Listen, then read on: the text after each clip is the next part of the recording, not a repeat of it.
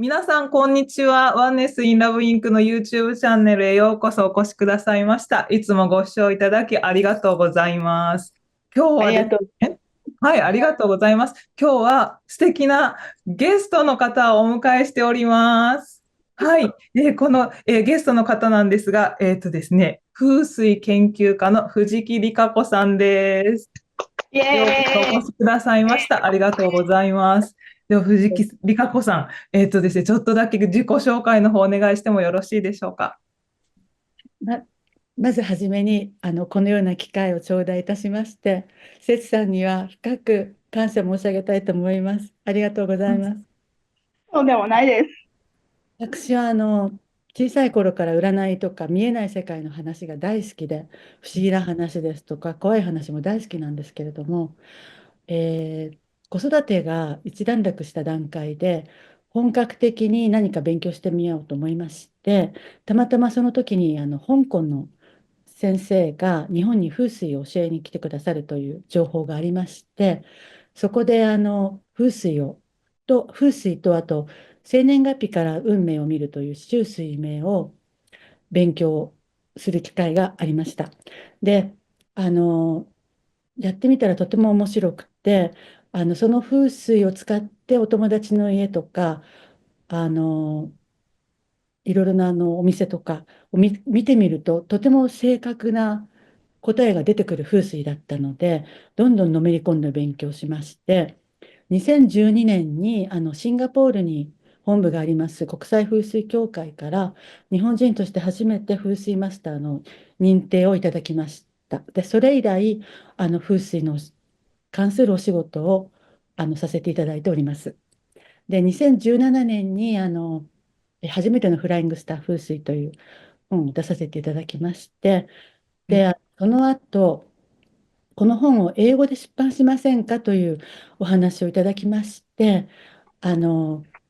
この本に書ききれなかったことを書き加えました、このスピリチュアルスターズウェルススターズという本を去年の11月に出版させていただきましたという人はい。です。はい。出版おめでとうございます。海外でもすごいです、本当に。ほやほやでーす。可愛いんです。そして後ろにも理香子さんの顔も載っていてですね、可愛いんです、これが。ありがとうございます。持ってます。はい。いや、でもめちゃくちゃ可愛いです。ありがとうございます。はい。ではですね、そんなリカ子さんをお迎えして、こちらですね。今度はこちらです。こちらが、ワンネスインラブインクのサイキック、そしてスピリチュアルアドバイザーの節でございます。節が初めての方もいらっしゃるかもしれませんので、少しだけご紹介させてください。節は生まれながらにしても生まれつきのサイキックでして、もう小さな頃から、オーラが見えていたり、幽霊が見えていたり、精霊が見えたり、そしてそういった方から話しかけられたりしていたとか、そういう、もう誰にも教わっていないサイキックですが、誰にも教わっていない生まれながらにしてのサイキックで、今こうやって、セミナーをさせていただいたり、セッションをさせていただいたり、こうやって YouTube でお話をさせていただいています。せっちゃんも何はい。かございますか？どはい。うぞ。あります。一言、二言、三言あります。はい、あの、どうぞ。そう生まれながらの説です。はじめましての方々、はじめまして。いつもの方々、今日もありがとうございます。ですね、今改めてあやちゃんが私の紹介を言っているのを聞いていてですね、小さい頃から精霊やオーラが見ているって、私皆さんに言ってるんですけど、全員赤ちゃんからおじいちゃんおばあちゃんまで、皆さん一人残らず第六感っていうのはあるんですね。で、ここに第六チャクラという第三の目のチャクラというチャクラというのはエネルギーポイントなんですけど、人間の体に無数にあるんですが、7つのチャクラが有名なんですけど、アメリカや日本は真ん中にある。インドや他の国はちょっとこう、場所が違ってたりするんですけど、7つのチャクラが有名で、ここに第3の目というコントじゃなくて、えっ、と、えっと、第6チャクラですよね。はい。ごめんなさい、第6チャクラというのがあるんですけどね、第3の目と言います。で、皆さんも日本の方たちも第3の目って言ったらすぐわかると思うんですけどね。で、赤ちゃんたちも小さい子供たちなんか特になんですけど、子供たちが全然誰もいないところを見つめたりとか、ワンちゃんたちや猫ちゃんたちもそうですけど、全然違うとこ見たりとか、話しかけたりするじゃないですか。あれってみんな見えてるからなんですね。だからよく考えたら、私の紹介って小さい頃からオーラが見えてたとかいつも言ってくれるんですけど、今日初めて、あ、違う、みんな見えてんじゃんって思ったので、別にそれはサイキックだからではなくって、もう何もこういうものは見えないものよとか何言ってんのそんなことあるわけないでしょって言って、周りの大人たちから言われて、そういうものが信じられなくなったりとか、いろんなことで忙しくなっちゃって、閉じてしまう、もしくはもう見えなくなってしまうことがあるんですけど、オーラが見えた、何かから話しかけられるとかっていうこと、もしくは幽霊が見えたっていうこと、イコールサイキックでは全くないので、サイキックっていうのは、生まれ持って役割として生まれ持つので、ちょっと話が違っていて、皆さんお子さんの時とか今でもオーラが見えます。直感が当たります。そういうのはサイキックだからということではないじゃんということで、私の紹介文をこれから変えてもらおうかなと思った、この瞬間でございます。はい。はい。はい。なんかせっちゃんらしいですね、そういうのがね。本当そうだと思います。なんか特別視をしないと言いますか、特別だけれども特別視をしないというか。シェフの方がいらっしゃる。とても大変な道路の工事のお仕事をしてらっしゃる。日本はなんていうのかな。トラックで皆さんの、ゴミとかを集めてくださる、本当に大変なお仕事をされている方々、大統領も、まあ大統領はまあ置いといて、ですね、いろんな、お仕事をされている方たちがいらっしゃいますが、役割じゃないですか。まあその役割として生まれているお仕事をされている方たちはハッピーですけど、そうじゃない方たちはストラグルしていらっしゃる方たちもいらっしゃるかもしれないんですけど、それと一緒なんですね。サイキックとして、私の場合は、それをやるために生まれていて、私はいわゆる前世というもので、何回も、今でいうサイキックという名前で同じような仕事をしていたというのは、小さい頃から見たりとかしていますし、サイキックとか前世という言葉は分からなくてもですね。だけど、そういうのはちょっと違いがあるかもしれないですけど、皆さん、大人になっても小さい時見えてましたっていうのは、とても普通なことなので、受け入れてください。でも、イコールサイキックではないので、その辺はよろしくお願いします。はい。はい。ありがとうございます。では今日はこの、藤木里香子さん、風水研究家の藤木里香子さんと、はい。サイキックスピリチュアルアドバイザーのせっちゃんとお送りします。よろしくお願いいたしよろします。くお願いします。はい、よろしく楽しみ。お願いいたします。はい。じゃあ、りかこさんでは私からちょっと質問させていただきたいんですが、説のことをですね、つながっていただいた、知っていただいたきっかけっていうのをちょっと教えていただいてもよろしいでしょうか。私は家にいて、YouTube をずっとこう流して見てはい。るんですね。特に午後のひとときというか、そう、うん。そうしましたら、たまたま節さんの、YouTube が流れてきたっていうか、こう紹介で流れてきたんです。へで、私、普え。通は知らない人の、YouTube ってほとんど見ないんですけれども、なぜだかとっても見たくなって、つい見てしまいました。で、この方、多分本物だろうなと直感しまして、で、お名前と、それからワンネスということで、ホームページ、ウェブサイトを拝見いたしまして、で、読ませていただいて、この人はちゃんと分かってる人だなと勝手に判断いたしまして、すぐに鑑定を申し込みました。ああありがとうごりがとうございます。ざいます。本当に光栄です。ありがとうございます。ありがとうございました。はい。そうですか。普段はそういうふうに、知らない人のは見ないっていうことなのに、はい。偶然流れてきて見てくださって、こうやってごはい。縁をつないで、今はもう YouTube で一緒にお話ししていただいているということで、本当にはい、ありありがとうがとうございございます。はい、ありがとうございます。ます。私がもうお話をさせていただいて、りかこさんの大ファンなので、もうね、2人でセッションなんですけど、セッション中に話があって、それで気があって、話が盛り上がる、盛り上がる。ね。光栄でございます。なので、ぜひ、皆さんに、リカ子さんを、もっともっともっと、本当に有名な方なんですけど、本当に私はもう、比べ物に全然ならないので、あれなんですけど、本当に有名な方なので、そして新しい、この本も出たばっかりですので、ぜひ、ということで、皆さんにさらに知っていただきたくて。で、これから私、また再開されることもあるので、それもここで発表していただきたくて、ぜひということで今日に実現になりました。りかこさん、ありがとうございます。ございます。ありがとうございます。で、リカ子さんがされているその風水が、フライングスター風水っていう、名前の風水なんですけれども、あの、香港の方の風水の方に習われたり、市中水明も勉強されたということなんですけれども、はい。どうして、なぜ興味を持たれたんでしょうかね、風水ということに。あの、今、節さんのお話を聞いてて思ったんですけれども、はい。私も小さい頃っていうか、20歳ぐらいからですかね、なぜかこう、すごく中国に惹かれるところがあって、それはなんかこう、前世の関わりがあったとは思えないんですけれど、どなたに聞いてもなかったって言われちゃうんですけど、なんか中国にすごく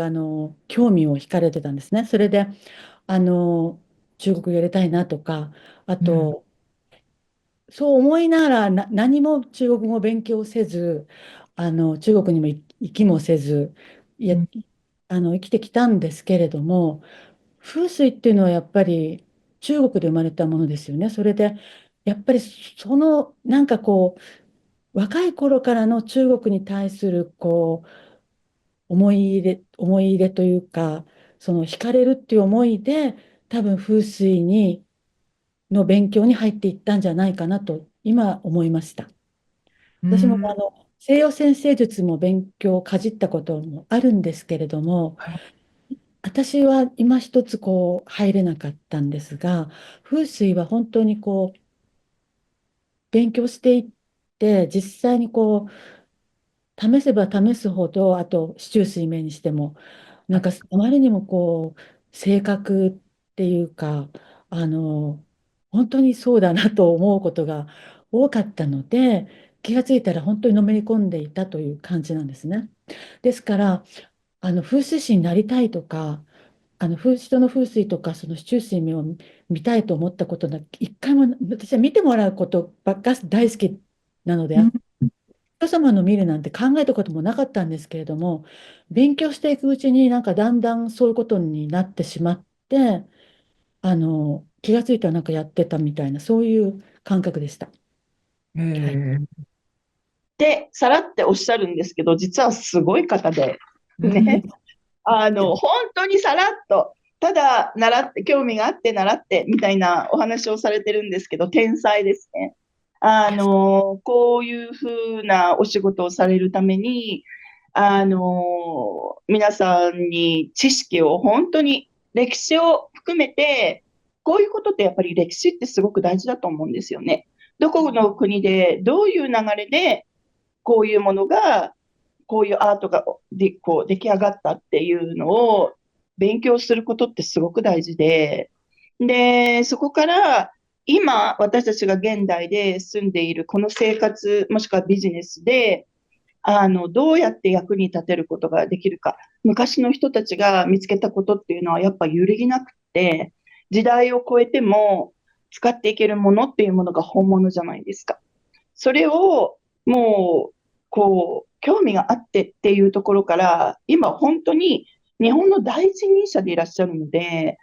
なんか、困りましたね。いや、そうじゃないですか。困りますので、そうだと思い私、ます。本当の専門家から叱られますので。日本人初の国際風水協会認う定風水ん。マスターですよ。いや、当時そんなことする人はいなかっただけ。すいません。本当なんです。すごいんですよ、経歴。なので、ちゃんと読んでいただいたらわかると思うんですけどね。すごいと思います。なありがとう。ので、風水というのを、長かっ特にフたりで。ライングマスター風水うっていう、ん。本当に極めた方なので、謙遜されているし、さらっとおっしゃるんですけど、ありえない成績で、トップで、あそうなんの、ですよ。されて、待って、こんなに褒められたの、生涯初めてです。で合格されたんですよ。ね、いい。2009卒業試験に。大体、風水勉強したかったら日本で勉強するじゃないですか。はいはいはいはい。ね。なのに、もう本場で風水を勉強しようとされたことがまず素晴らしいですね。で、あれですよね。いろんなところに住んでらっしゃるんですよね、はい、実は。はい、そうです。はい、はい、はい、はい。教えていただけますか？まずに、小さい頃っていうか、結婚するまでも、父が転勤が多かったので、いくつかの家にうん。住んでますし、結婚してからも、今度海外に赴任する仕事だったので、海外いくつか住みました。で、その間も帰ってきては全然違う家に住みましたし、まあ、そういう意味で家、うん、どうなんでしょう。家のことにはちょっと興味はあります、やっぱり。間取り図とか見るとワクワクするとか、そういうところは昔からありましたけれども、ただ、実際勉強してみて、これほどその家の環境っていうのがその人生に割と影響を与えるっていうのは知らずに、いろんな家に住んでました。はい、昔は。はい。どこに住まれたことがあるか私の方でも申し上げてもいいんでしょうか？どうぞはい、はい、はい。ごめんなさい。旦那様のそのね、はい、ご転勤で、シンガポール、パリ、はい、ウィーンとかではい。生活をされたんですよね。あと、パナマ。ですから、パナマ。おなので、お嬢様は、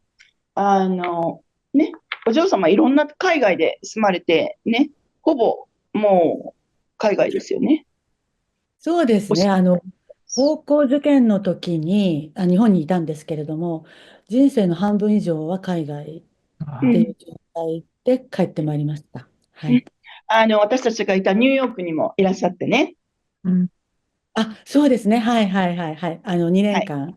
大学でしたけど。うん。はい。はい。はい。そうなんです。なので、最初に風水を勉強されたのは英語で受けられて、英語でっていう試験だったりとかしたんですか？授業は英語でしたけれども、うん、すでごい。試験を受けたのも英語でしたね。シンガポールで受けました。わはい。すごくないですか？でもね、風水用語なので、先生自体もそんなにね、ネイティブの英語の方ではないので、あの、そんなに英語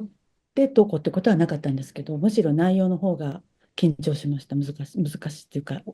いろいろうん。覚えてなきゃいけないこともあったので、はい。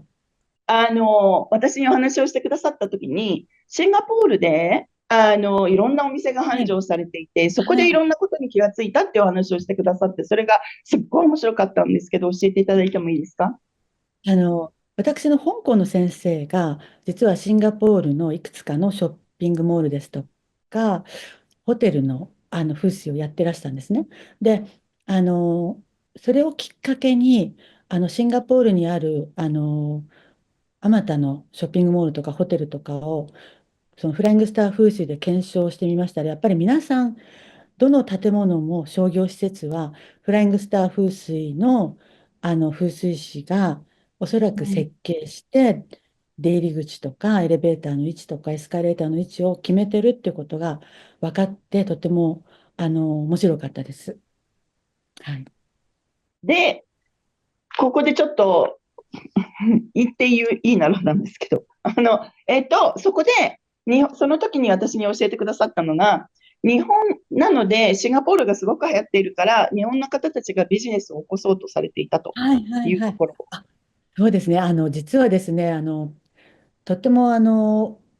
大通りに面して新築のショッピングセンターが建ったんですね。で、一番その日当たりが良くて、とってもいい場所がいつまでも空いてたんです。で、フライングスター風水で調べたら、とてもそこは悪い場所だったんですよ。多分、どの店が入っても、うまくいかないっていう星が飛んでいる場所だったんです。で、どうするのかなと思っていたら、間もなく日本の飲食店が2軒そこに入ったんですね。それで大丈夫かなと思ってたんですけど、やっぱり半年持たないで次々にダメになっちゃった。で、私はやっぱりその日本の方はこの風水をご存知ないので、おそらくそのとても貧乏くじを引かされてるんじゃないかなと気の毒に思いまして、あのいわゆる東南アジアなんかでこのフライングスター風水を知っている歌人っていうか中国人と戦うんだったらば、この風水を知ってた方がいいと思いまして、その東南アジアとかシンガポールで仕事、ビジネスをするその日本人の方にこういう風水術をお届けしたくて、最初の初めてのフライングスター風水術っていう、風水っていう本を出版したんですけれども、そもそも一番最初は、シンガポールセレブ成功の秘密っていうタイトルを考えてたんです。ところが、はい。単社の方の営業部が、あの、ダメだと、ビジネスの風水本が売れないっていうふうなお考えで、それで占い本にしてほしいと言われたんですね。で、誰にでも分かりやすく書いてほしいって言われたんです。でも、この風水術は本当に何ヶ月も習って、しかも何年か修行して分かるような風水術なので、本来は難しいと思ったんですけど、でも私としては最大限分かりやすくご紹介して、自分でもこう風水鑑定できればいいなという形で、そのような形でお届けしたいところにお届けしようと思って書いたんですけれども、結局私の力不足で、そういう方たちからのご依頼はなかったです。ですので、いまだに多分日本人で東南アジアとか、その歌人たちと一緒に競争しなきゃいけないところでは、割を食ってらっしゃるんじゃないかなと、ちょっと、はい、ご案じ申し上げております。はい。まあね、出版する方たちがその辺の趣旨をもしもっと追求してくださったら、ね、うん、あの、やっぱり、なったかもしれないです。いや、っていうか、やっぱりすぐたくさん売れる本っていうことを、やっぱり、どの出版社の方もお考えですので、こういう小難しい本はなかなか難しいんじゃないかなと思う。ただ、編集長の方はとっても理解してくださって、シンガポール面白いとおっしゃってくださってたんですけれども、やっぱりその社内で対立があったようで、あの、ビジネス風水本はダメだというこうとで、結ん局そういう形になって、まあ、私としてはなんか不完全燃焼で終わってしまったなという感じです。はい。ビジネスを、これを見てくださっている方々も、ビジネスをされている方たちってすごく多いと思うんですね。はい。で、もう途中からもう何年前くらいですかね、個人でお仕事をされる方たちも、起業をされる方たちもたくはい。さんいらっしゃるはい。し、はい。あの、日本人の女性の方々もすごく、あの、主婦の方たちもお仕事を始めたりとか、はい。自分で夢だったカフェを出したりとか、たくさはい。んいろんな仕事をね、あの始められる方たちがたくさんいらっしゃるので、だから今はもっとビジネスとして成功するっていうことを求めてどうしたらいいのかしらって、思ってらっしゃる、性別に関係なく、年齢に関係なく思ってらっしゃる方たちってたくさんいると思うので、そういう方たちに、リカ子さんの本を読んでいただいたり、リカ子さんのコンサルタントを受けてくださったら、すごく多分ビジネスをやってらっしゃる方たちとか、あと、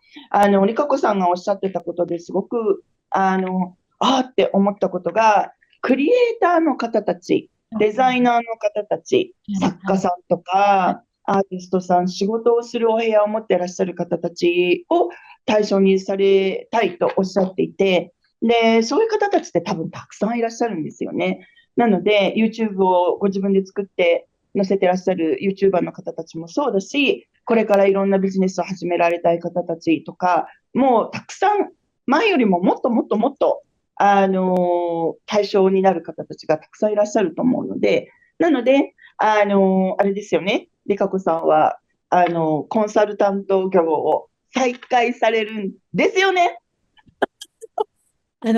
節さんに転職だというふうにおっしゃっていただけたので、また再開しようかなと思ってます。はい。ありがとうございます。お励皆まし。さんぜひ、ははい、い。ありがとう。うん。後ほどね、後で、はい。どうやって、ご連絡そうを差し上げですね。はい。たらいいかとかっていうのを、リカ子さんが考えられて、決められて、それを、発表してくださると思うので、それまで皆さん楽しみにしていてください。はい。はい。もう助かる方、本当に助けていただける方がたくさんいらっしゃると思うので、で、英語もできになるので、で、英語の本なので、うん。あ私、の、訳してもらったんです。訳してもらいました。いや、でもそれでもすごいですね。す本当に。ごいですよ。うでも、英ん。語の授業を受けて、英語で試験を受けて、もう本当に皆さん脱落されていかれる方たちがたくさんいらっしゃったのに、優いいえ、秀に、本当に最優秀ランクで合格されたんですよ。すごいと思います、それは、私。うん。また素晴らし検査い。されなくていいです。あはい。このフライングスター風水っていうのは、風水、ね、せっちゃん、私たちあんまり風水にね、あんまり詳しくないんだけど、ね、申し風訳ない。水は、本当になんか、たくさん種類とかはあるはいはい。んですか？いえ、フライングスター風水っていうのは、あの、家の中のエネルギーを使って、その家の住人とか、あとオフィスでとか、ショップの、人たちの、こう、財運とか、うん。健康運を上げていこうっていう風水術なんですけれども、そのエネルギーを星で表すので、フライングスター風水っていうんですね。で、そのフライングスターには2種類ありまして、一つは、そのお玄関とかリビングルームとか、それからエレベーターとかエスカレーターとか、そういう動きのあるところにあって、財運を左右する星と、それから音がしない静かな寝室ですとか、あと社長室ですとか、そういうところにあって、あと健康運ですとか、あと人間関係運を上げる星の2種類あるんです。で、その星が、どこにあるかによって、そのお家に住んでる方の運が影響されるんですけれども、その、私は風水ってエビデンスが全てだと思って始めて、この風水術にはまっていったんですけれども、財運に関しましては、シンガポールのお家ショッピングモールとかホテルとか、そこで実証されているので、それは最初に書いたその初めてのフライングスター風水っていう本でご紹介したんですけれども、もう一つのその静かな場所にあって効力を発揮する社長室とか寝室とか書斎ですね、あと。これはエビデンスをどうやって皆さんにお示ししたらいいかということがちょっと分からなかったので、その点については最初の本であまり触れてないんですね。で、書斎にあるといいというところで、私は作家の家を調べてみたら何かわかるかと思いまして、調べてみましたところ、その夏目漱石が「吾輩は猫である」を書いて、それまで先生と物書きと2つやってたのを作家に一本絞ろうというきっかけになったっていう本を書いた家、今、明治村に今残ってる、移築されてるんですが、そこの間取り図がちょっと手に入りまして、調べましたら、とてもいい場所に書斎があって、書斎に飛んでる星がその当時とてもいい星だったんです。で、あと、ヘミングウェイが、フロリダのキーウェストで、住んでいた家っていうのが現存してるんですけれども、そこでヘミングウェイは人生の全作品の70%の作品を書いてるんですね。で、そこも調べましたら、やっぱ寝室がとてもいい寝室だったんです、その当時。で、やっぱりこれは、その、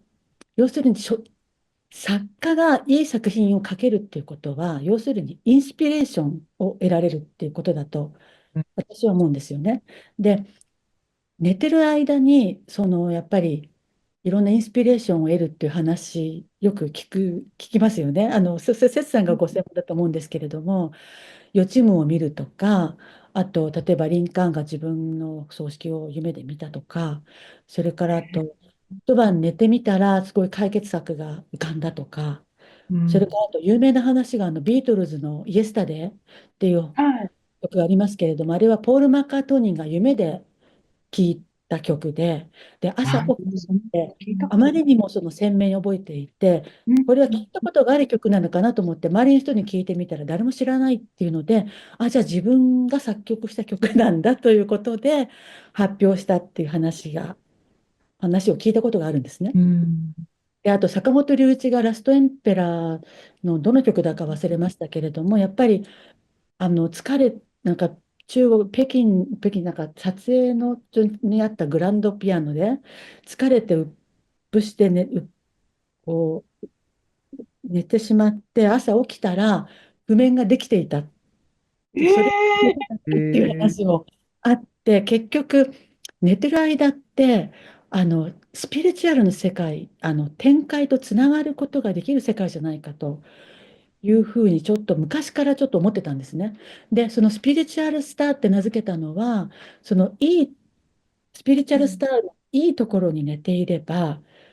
いいインスピレーションが得られやすいんじゃないかということで、そのスピリチュアルスターと名付けたんです。で、もともとはそのウェルススターもスピリチュアルスターも、ウォータースター、マウンテンスターっていう専門用語があるんですけれども、それだとやっぱり分かりにくいので、あ今回のー英語本では、ウェルススターとスピリチュアルスターというふうに名前を変えて、皆さんに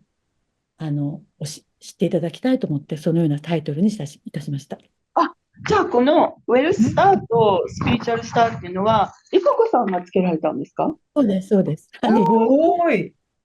専門用語ではウォータースターとマウンテンスター。ああ、そう、へえ、すごい。そうなんですね。わあ、かっこいい。わかりやすその、いですね。ね、本当にそうですね。そのスピリチュアリズムと風水には接点があるんじゃないかっていうふうに、